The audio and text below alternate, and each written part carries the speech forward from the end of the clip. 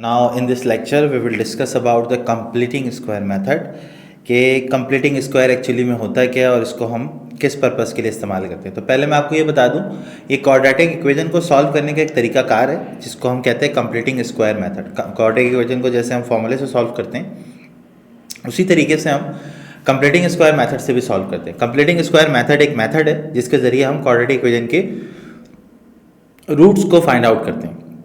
तो पहले ये देखते हैं कि भाई इस मेथड में हम करने क्या वाले हैं। हमें इसमें जो है ना वो बेसिकली हम क्या करते हैं कि हमारे पास कोई भी क्वाड्रेटिक इक्वेशन है a square plus 6ab plus b square, तो हम यहाँ पे इसको कंप्लीटिंग स्क्वायर मेथड से सॉल्व करने की कोशिश करते हैं कि भाई इसको हम किस तरीके से कंप्लीटिंग स्क्वायर मेथड से सॉल्व करेंगे। तो इसके लिए जो मेथड बेसिकली अप्लाई होता है, हम यहाँ पे फॉर्मूला बनाना चाहते हैं ए प्लस बी या फिर ए माइनस बी के होल स्क्वायर का। अब इसका एक तरीकाकार है कि कैसे बनेगा। सबसे पहले तो आप ये याद रखेंगे कि coefficient of x square is equals to 1। ऐसे लिखने का मकसद ये है कि आपको बहुत अच्छे से बात क्लियर हो जाए। नंबर 2 में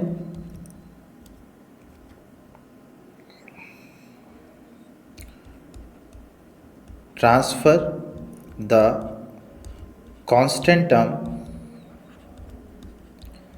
on right hand side, then apply logic to complete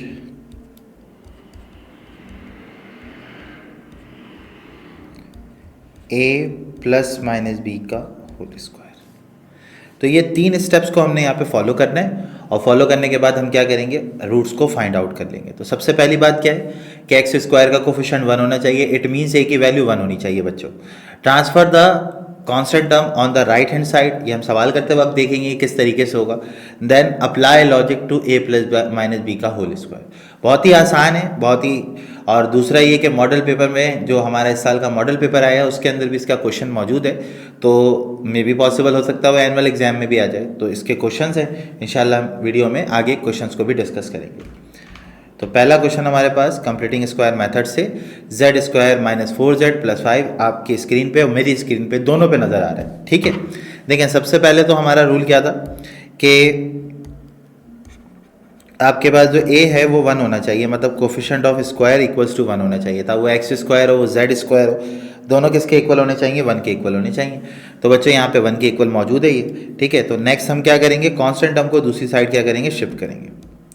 Z square minus 4z plus 5, अच्छा ये इक्वल टू 0 है, इक्वल टू 0।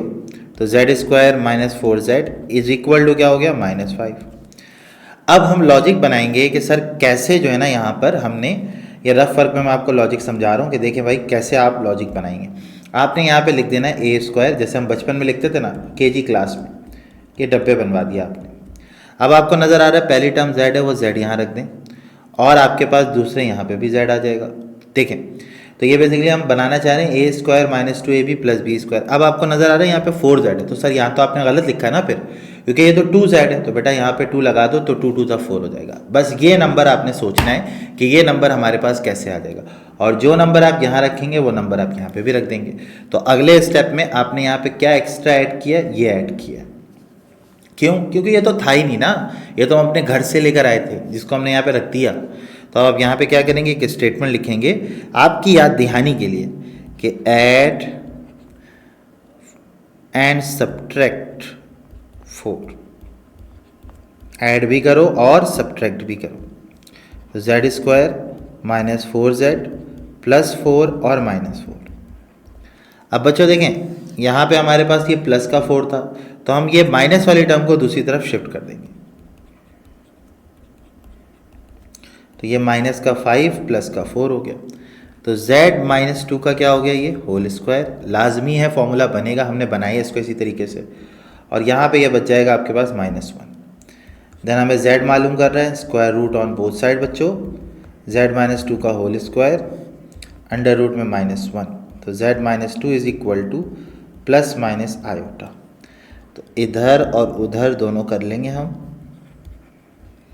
तो z minus 2 is equal to positive iota, z minus 2 is equal to negative iota. तो जो basically हमारे पास अमूमी answer आ जाएगा हो जाएगा 2 प्लस आयोटा और एक आ जाएगा 2 माइनस आयोटा।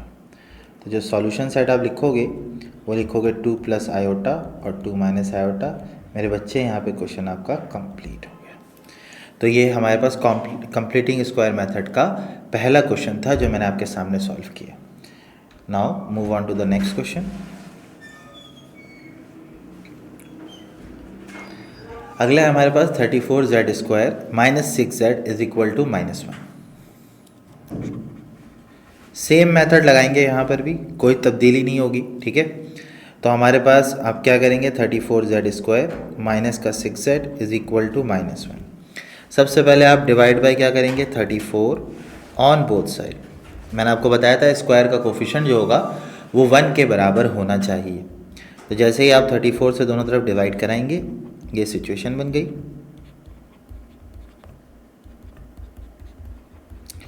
अब हम यहाँ पे करेंगे कैंसिलेशन, कैंसिल हो गया, यहाँ पे भी कुछ कैंसिल हो रहा है। तो ये हमारे पास हो गया z² माइनस का 3/17z is equal to -1/34। Again बेटा वही लॉजिक दोबारा से मैं रफ वर्क में आपको समझाने की कोशिश करूँगा। देखें सबसे पहले आप क्या करेंगे, यहाँ लिखेंगे a² माइनस 2ab और प्लस में b²। पहला तो z आ जाएगा बच्चों, यहाँ पे भी z आ जाएगा। अब देखेंगे 3/17 है, तो अगर आप यहाँ पे 3/17 रखते हैं तो ये तो गलत हो जाएगा ना, क्योंकि वो तो सिर्फ 3/17 दिखा रहा है आपको, लेकिन आपका जवाब आएगा 6/17। तो ऐसा तो आप नहीं कर सकते। तो आपने यहाँ पे ऐसा कुछ रखना है जिससे ये वाला मामला ना बने। तो अब सर ये कैसे सोचेंगे, तो मुश्किल काम है ना। तो मुश्किल काम नहीं है बच्चों, इसको आपने किस तरीके से सोचना है कि ये 17 है तो इसका डबल करके रख दो। 17 का डबल होता है 34। तो अब जब आप इसको कैंसिल करेंगे ना तो दोबारा पुरानी वाली चीज़ बन जाएगी। मतलब एक्चुअली में ये फॉर्म भी ख़राब नहीं होनी चाहिए और फॉर्मूला भी बनना चाहिए। तो अब जो यहाँ रखा है वो यहाँ भी रखो।